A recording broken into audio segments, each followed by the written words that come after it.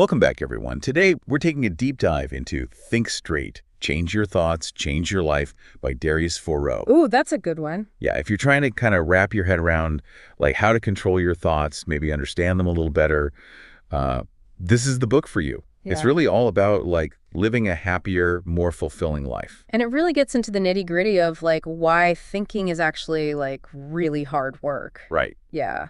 It's not as easy as it seems. You'd think it would be easy, but no. Hmm. And the crazy thing is like our brains, they're kind of wired to be, well, surprisingly irrational. Completely, yeah. We'll even uncover like this fascinating story about William James. He was this doctor and philosopher, and he struggled with depression and how he actually used that experience to come up with like a whole new way of thinking. Yeah, really practical too. Really practical, which I love. And then get this, we're going to talk about cognitive biases. Oh, those are sneaky. They really are. Yeah. Like little mental shortcuts that can totally trip us up without us even realizing it. Absolutely. So let's jump right in. The book opens with this really compelling story about William James, who, as I mentioned, was this doctor and philosopher, but he actually battled severe depression before becoming like a pioneer of pragmatism. Yeah. And his story is like a perfect example of how powerful our thoughts can be, like how they actually shape our reality. Right. It's not just like positive thinking or anything, but like our thoughts literally create our reality. It's wild. Absolutely. So James had this breakthrough moment where he realized, like, wait a minute, we can actually choose our thoughts. We don't have to be, like, controlled by them, you know? Yeah, that's huge. It is. And that's actually one of the, like, foundational ideas of pragmatism, which is all about, like, what actually works in practice, not just, like, theories and stuff. Right, right. It's like, okay, less theory, more action. What can we actually do to make a difference? Yeah. Okay, so this reminds me of that famous Ralph Waldo Emerson quote. You become what you think about all day long. Oh, yeah. Classic. But, okay, so Foreau is saying that we're actually not very good at this, like, objective thinking thing. It's true. He dives into all this research about cognitive biases, which are basically these mental shortcuts, right? They kind of warp our decision-making. And get this, there are over 100 of them. Wait, over 100? Over 100. Wow. Okay, so like 100 ways that our brains are tricking us? Yeah, without us even knowing it. It's kind of crazy. Okay, so could you give us an example, like a common one, maybe something we encounter every day? Okay, so confirmation bias, right? Oh, yeah, I've heard of that. It's basically this tendency where we look for info that, like, already supports what we believe, Yeah. and we, like, ignore anything that goes against our beliefs, even if it's, like, totally legit. So, like, imagine someone who's convinced a certain political candidate is the best, right? Right. They might only read articles that, like, praise that candidate and then dismiss anything negative as like fake news or biased or whatever. Even if it comes from a reputable source. Yeah, exactly. Wow, so we all have these blind spots, basically. Pretty much. And the tricky part is a lot of these biases are unconscious. We don't even realize we're doing it. So how do we overcome them if we don't even know they're happening? That's the million-dollar question. It takes effort and awareness. Awareness, okay. So speaking of realizing things, Foreau tells the story about like a really chaotic move to London. Oh, yeah. Where his landlady suddenly changed plans at the last minute. It's a good story. It really shows how, like, when your thoughts run wild, things can get messy, Bad decisions happen. It's like a domino effect. Right? Yeah. One thought leads to another, and you're like, how did I get here? Exactly. And it's interesting, like, the way Foreau describes his thinking during this whole ordeal, instead of calmly figuring things out, he's like worrying, blaming everyone, even feeling sorry for himself, which, I mean, we all do that sometimes. Totally. We've all been there. It's like this downward spiral of negativity. Right, totally. And I love that he's so honest about it. Like, he admits that his reaction was maybe a bit much. Yeah, he owns it. Which is refreshing because it shows we all have those moments where, things go wrong and we just let the negative thoughts take over. Oh, yeah. It happens. So what was his, like, aha moment? How did he get out of that spiral? Well, he realizes he needs to, like, replace all that mental clutter with some clear, purposeful thinking. Like focus on what he can actually do, not just the negativity. That makes sense. Actionable steps, right? Yeah, exactly. Instead of getting lost in the what ifs and the should haves. It's almost like he was able to step outside of himself and see his own thoughts objectively, and that's what allowed him to shift gears. Totally. It's like gaining that self-awareness, that perspective. Absolutely. So were there any techniques like for calming a racing mind or getting back on track that like really stood out to you from the book? Thoreau doesn't really go into super specific techniques. He's more about like recognizing those useless thoughts, the ones that aren't helping, and then choosing to focus on what you can actually do about the situation. So it's about filtering. Yeah, filtering out the noise. Okay, that's helpful. And he also mentions pragmatism, which we talked about earlier. Like, how does that play into this? Well, it's all about prioritizing the thoughts that actually lead to something real, to actual results, not just, dwelling on stuff. Okay, so it's about action, tangible outcomes. Exactly. So going from chaos to clarity and then like taking action on the things you can actually control instead of just letting your mind spin out. Exactly. That's the key. Okay, so filtering our thoughts, that's a big one because he's basically saying not all thoughts are created equal. Right. Some are just not worth our time and energy. Right. They're just not helpful. Okay, and I love that visual he uses. He talks about a chaotic mind being like a bunch of tangled lines and then a clear mind as this straight line leading to a goal. It's a good visual. Makes it easy to understand. Right. It's like decluttering your mind so you can actually focus on where you want to go. Exactly. It's like don't major in the minors. Yeah, right? right. It's so easy to get like obsessed with the little worries that we forget about the bigger picture. Totally. And he also talks about how draining that constant mental chatter can be. Oh, yeah. It's exhausting. And he compares it to like running a marathon with a backpack full of rocks.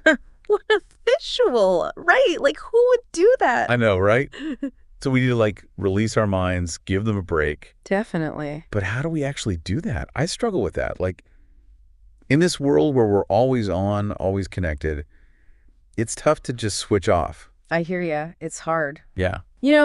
Thoreau doesn't really prescribe a one-size-fits-all method. He acknowledges that different things work for different people, right? Right. So for some, it might be meditation. For others, it's like being out in nature or listening to music, Right. It's about finding what works for you and making it a priority. Okay. So it's like acknowledging that our minds need rest, just like our bodies do. Exactly. We got to take care of both.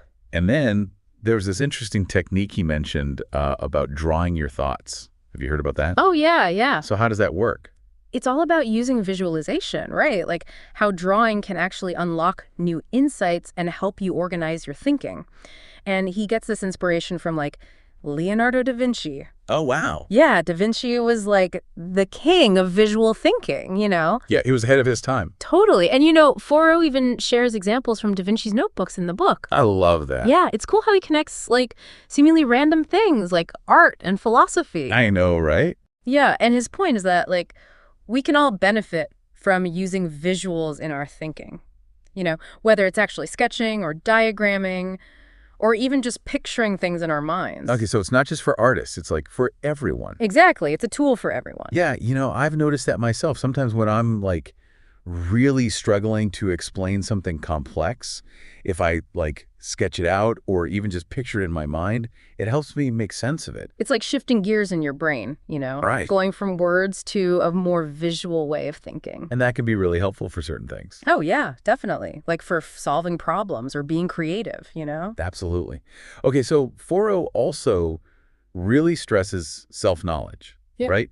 Like understanding our strengths, our values, what we really want out of life. Yeah, it's huge. Because he argues that it's key to making choices that are actually aligned with our true selves. Exactly. It's about living authentically, Right. It's about getting to know yourself, really deeply. Absolutely. And he poses this question, which, I think is a really important one. He asks, how many of us are living lives based on what we think we should be doing? Ooh, that's a good one. Instead of what actually feels true to us. Yeah, it's easy to fall into that trap. It really is. We might be chasing these goals that were imposed on us by society, by family, or even by our own old assumptions about ourselves, Yeah. Instead of what truly lights us up inside. Right, right. It's are you living your own dream or someone else's dream? Exactly. Yeah. And for saying that, that can lead to feeling dissatisfied, even if you're successful on paper. Definitely. Yeah. You can achieve all the things you thought you wanted, but still feel empty. Right. And he tells this story about a past relationship that ended because his girlfriend wanted to travel the world, which is great. Yeah. But he realized he actually valued staying close to home, being with his family. So different values. Right. And it's a perfect example of how understanding your own values can lead to choices that actually make you happier, even if they're not like what everyone else is doing. Absolutely. It's about having the courage to be yourself, even if it means like taking a different path. It's like giving yourself permission to be who you really are. Right. And this ties back to like filtering those thoughts. Right. Because if you know yourself really well, it's easier to like spot the thoughts that aren't actually in line with your values. And let them go. And let them go.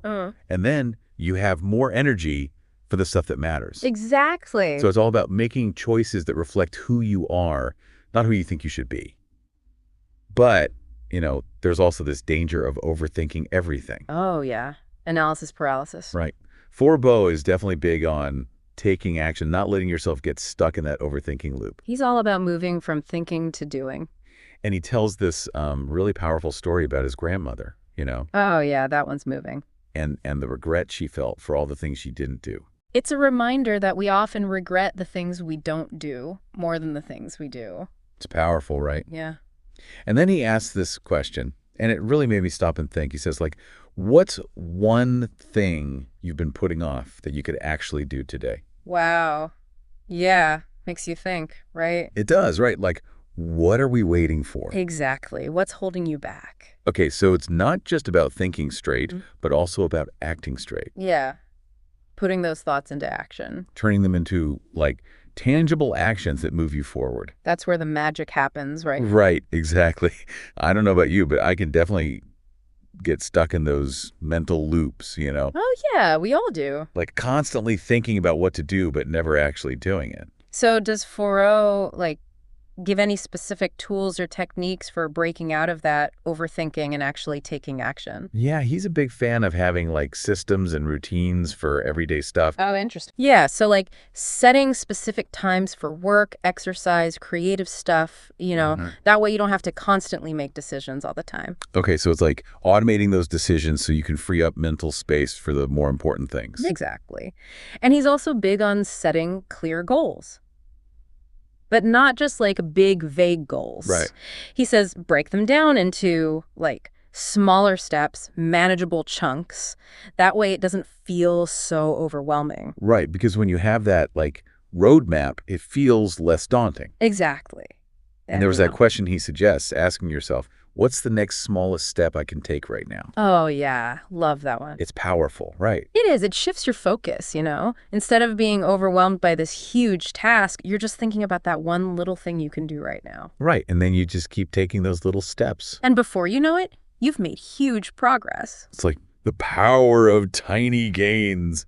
But he also says, like, don't try to think your way out of every situation. Yeah, sometimes you got to step back. Sometimes you got to surrender. Right? Yeah. And he suggests things like meditation, mindfulness, even just doing something that lets your mind wander a bit. Like, give your brain a break. Exactly. And trust that the solutions will come. Yeah. Sometimes the best ideas come when you're not, like, actively trying to force them. It's like letting your subconscious mind work its magic. Right. Give it some space. It's like letting go. You know, sometimes our brains get so fixated on finding a solution that we block the very thing we're looking for. It's like trying too hard, right? Exactly. Sometimes the best thing we can do is just step back and let things unfold. I like that. So Fora also makes this really interesting point about thinking beyond ourselves. Oh, yeah. He's not just about personal growth. It's bigger than that. Right. It's about, like, using our thinking to actually make a positive impact on the world around us. He has this great story about William James and his friend Charles Sanders Peirce, who a lot of people don't know is really the founder of pragmatism. Oh, yeah, I remember that. Peirce was going through a rough time. He'd lost his professorship, was struggling financially. Yeah, it was kind of a scandal, actually. Right. And, you know, James at this point was super successful. He could have easily taken all the credit for pragmatism. Easily. But instead, he publicly acknowledges Peirce's contributions, gives him credit where credit was due. Which is pretty amazing considering Peirce's situation. Right. It shows a lot about James's character, you know. He was willing to support his friend, even when it wasn't the easy thing to do. Yeah, true success isn't just about personal achievement. It's about using your influence to lift others up. Exactly. It's about contributing to something bigger than yourself. Right. Okay, so, you know, reading this book, it really got me thinking about my own goals. And one thing I've always done, like religiously is make pros and cons lists. Oh, yeah, the classic pros and cons. The Thoreau actually challenges that method. Interesting. I know. What do you think about that? You know, he doesn't completely throw it out the window, but he does say that it can sometimes make our thinking too narrow. Oh, I see. Like it forces us into this either mindset when maybe there are other more creative solutions out there. Right. It's like it has to be one or the other. Yeah. And he wants us to think more broadly, like, what are all the options? Not just yes or no. Think outside the box. Exactly. And, he even challenges the way we think about careers. Like, do we always have to choose between a secure job or starting a risky business? Right, that whole entrepreneur versus employee thing. Yeah. And Fora is saying it doesn't have to be so black and white. You can blend the two, right? Yeah, maybe you have a side hustle while you're working full time, or you find ways to be entrepreneurial within your current job. There are so many possibilities. Exactly. And again, it comes back to knowing yourself, knowing what truly motivates you. Figuring out what makes you tick. Exactly. I also really appreciated Thoreau's perspective on money. He kind of reframes the whole idea of financial security. Yeah, he's not about just hoarding wealth. It's about something more. Right. It's about investing in yourself and your ability to create value. Yeah, he talks about having that financial safety net, Right. But also not letting money control your life or stressing about it all the time. Having a healthy relationship with money. Exactly. Seeing it as a tool, something that can help you achieve your goals. Not the goal itself. Right. He even suggests having 6 months worth of living expenses saved up. Yeah, as a way to kind of buffer, Yeah. reduce anxiety. That makes sense. So you're not living paycheck to paycheck. Exactly. But he's not saying deprive yourself or anything. No, it's about making conscious choices. Mindful spending. Right. And also investing in yourself. Oh yeah. Like how? Through education, learning new skills, having experiences that broaden your horizons. It's like that saying, invest in yourself, it pays the best dividends. Exactly. It's not about material possessions. It's about cultivating your potential. So powerful. And, I was really struck by his emphasis on letting go of the past. Oh yeah, that's a big one. He's saying, dwelling on regrets or trying to relive past experiences, it just prevents us from being present, Keeps us stuck. Yeah, totally. We're replaying those old tapes in our heads. Yeah, and he also talks about holding on to physical stuff as reminders of the past. Oh, yeah, the clutter. Yeah, and he suggests that those objects can actually become burdens. Interesting. Yeah, it's like we're clinging to the past instead of embracing the present. So decluttering your physical space can actually help you declutter your mind. That's the idea. Creating space for new possibilities. I like that. It's like making room for fresh energy to flow in. Exactly. So it's like just as we can let go of unhelpful thoughts, we can also let go of physical objects that are no longer serving us. It's all connected, It really is. And this idea of living in the present moment, Thoreau talks about actually noticing the small details of life. Oh yeah, the little things. Like the warmth of the sun, the smell of coffee. It's about slowing down, appreciating what's right in front of you. Yeah, because it's so easy to just rush through life and miss all those little moments of beauty, We get so caught up in the busyness. Totally. He's really advocating for mindfulness, that sense of presence. Okay, and Thoreau also talks a lot about taking action, like actually moving from thinking to doing.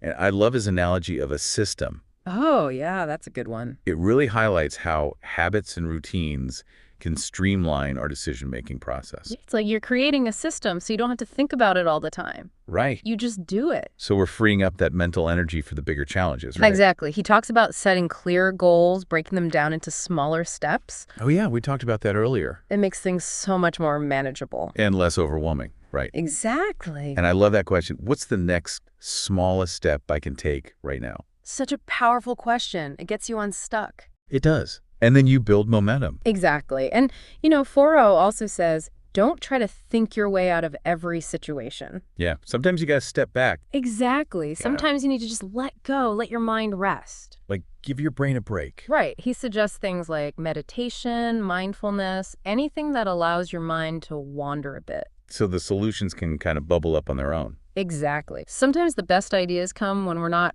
actively trying to force them. It's like letting your subconscious do the work. Okay, I love that. Thoreau also challenges the whole idea of the pros and cons list, Yeah, it's a classic, but he has some interesting thoughts on it. He's not saying it's totally useless, but he does argue that it can lead to oversimplified thinking. Yeah, that black and white thinking. Right. And he wants us to consider a wider range of possibilities. Think outside the box, explore those gray areas. Be more creative in our approach. He uses the analogy of a maze, you know? Sometimes the solution is not found by following the obvious path. You got to look beyond the walls of the maze. Exactly. Challenge the assumptions. Be willing to try something different. I love that. Yeah. And he also tells his great story about how he overlooked a seemingly minor detail. Oh, yeah, and it cost him a big business deal. It's a good reminder that the details matter. They do. And, he also emphasizes being adaptable, being willing to adjust your plans. So being flexible. Yeah, sometimes clinging to a plan can actually hold you back. You got to be willing to pivot. Exactly. And that's really what pragmatism is all about, focusing on what works, being effective. Okay, so 4.0 also talks about spending our time wisely. Oh, yeah, that's huge. Because time is our most valuable resource. Totally. He encourages us to really think about how we're allocating our time. Prioritize those activities that are actually meaningful to you. The things that align with your values. He even suggests making a list of effective thoughts. Effective thoughts, what are those? So thoughts that focus on things that are good for you, for your life. Okay, give me some examples. Like thoughts about making your life better, growing your career, coming up with new ideas, solving problems, spending time with loved ones. So it's about, directing your mental energy towards things that actually matter. Exactly. Instead of just, letting your mind wander aimlessly all day. Right. Be intentional with your thoughts. That's so important. And, he also talks about inner calm being the ultimate goal of all of this. Inner calm. Okay. No matter what's going on around you, your mind can be this still point. That's a beautiful image. It is, right. And it's powerful because if Right. you have that inner calm, you can respond to challenges so much better. Exactly, instead of reacting impulsively or getting overwhelmed. So it's about finding that peace within yourself. Yes. Amidst all the chaos. He says you don't need anything fancy to achieve this. Oh, good. It's about simple practices like mindfulness or meditation. Okay, so it's accessible to everyone. It is. It's already within us. I love that. Yeah. But he also cautions against spending too much time, lost in thought. Oh, right. It's about finding that balance, right? Yeah, between contemplation and action. Thinking and doing. He talks about being present, experiencing the moment fully. Engaging with all your senses. Exactly. Noticing the small details, the simple pleasures. And appreciating them. Yes. It's about bringing your attention to the here and now. Okay, so it's about, shifting our focus from all that mental chatter to actually experiencing life as it's happening. Exactly. And that brings us back to that idea of pragmatism, focusing on what works. What's useful, what makes a difference. Exactly. And ultimately, it's about living a life that feels intentional, clear, and purposeful. I love that. Yeah, it really is like a blueprint for creating a life that you actually love, one that feels true to you. And a big part of that, like Forward talks about, is being authentic, being ourselves. Yeah, not trying to fit into some mold or be who we think we should be. Right. Like embracing our true selves, quirks and all. Exactly. And, he points out that a lot of us, we make choices based on what other people think or what society expects, instead of what really matters to us. It's easy to fall into that trap. Oh, totally. It's like we're living someone else's life, not our own. It's like we're following a script that someone else wrote. Yeah. And, he gives this example about a past relationship where things didn't work out because his girlfriend really wanted to travel the world and he was more of a homebody. Right. And it just highlights how important it is to know yourself. What you want, what you value. Because those things might be different from what everyone else is doing. Exactly. It's about defining success on your own terms, not by someone else's standards. It's like giving yourself permission to be different, to create a life that really reflects who you are. And sometimes that means taking a less conventional path. Yeah, it takes courage to forge your own path, to not follow the crowd. Speaking of taking a step back, 4.0 also talks about the importance of reflection. Oh, yeah. Like creating space for yourself to just think. Yeah, like getting away from the busyness of life and just checking in with yourself. He's a big fan of journaling. He says it's a really powerful tool for personal growth. So just writing down your thoughts and experiences. Yeah. And he says it can give you some amazing insights into your own patterns and motivations. Like you start to see things more clearly. Exactly. It's like you're getting to know yourself better. And then you can use that knowledge to make more conscious choices. Right. Choices that are aligned with who you truly are. Okay, I love that. Now, there was this idea that Fourier talked about that I thought was really interesting and a little bit unusual about drawing your thoughts. What did you think about that? I thought it was brilliant. It's like a way to engage with your thoughts visually. Instead of just words, it's pictures. Exactly. And he says it can help you unlock new insights and perspectives that you might not have seen otherwise. So it's like thinking outside the box, literally. Yeah. And he gets this inspiration from Leonardo da Vinci. Oh, wow, yeah. Da Vinci was all about sketching and diagramming. And Fourier's saying, like, we can all benefit from doing that. Okay, so it's not just for artists. Nope, it's for everyone. So like sketching, diagramming, even just picturing things in your mind. Yeah, whatever works for you. It's about adding that visual element to your thinking. It's like giving your thoughts a new dimension. Right. It's like you're not just thinking about them, you're actually seeing them. And that can be really helpful for things like problem solving, brainstorming, understanding complex ideas. That's like expanding your mental toolbox. Ah, Okay, so as we wrap up our deep dive into Think Straight, I'm curious to hear your final thoughts on like what makes this book so powerful, so insightful. for me, it's the combination of practical advice and inspiration. Like Fourier doesn't just talk about these abstract ideas, he gives you actual tools and techniques that you can use to improve your thinking. Yeah, he makes it actionable. Exactly. And he does it in a way that feels really relatable. Like he's sharing his own personal stories, his own struggles, and it makes it feel like you're having a conversation with a friend. Yeah, a really wise friend who's been there and done that. And the biggest takeaway for me is that we have the power to choose our thoughts. And when we do that, we can literally change our experiences and create a life that we love. A life that's meaningful and fulfilling and true to ourselves. Exactly. So on that note, let's leave our listeners with a final thought-provoking question. If you could consciously choose your thoughts, even just for one day, how do you think that would change your experience of the world? Think about it. And we encourage you to explore. Think straight for yourself. Yeah, there's so much wisdom packed into that book. Thank you for joining us on this deep dive. We hope you found it insightful and inspiring, and we invite you to share your thoughts with us. We'd love to hear from you. Let's keep this conversation going.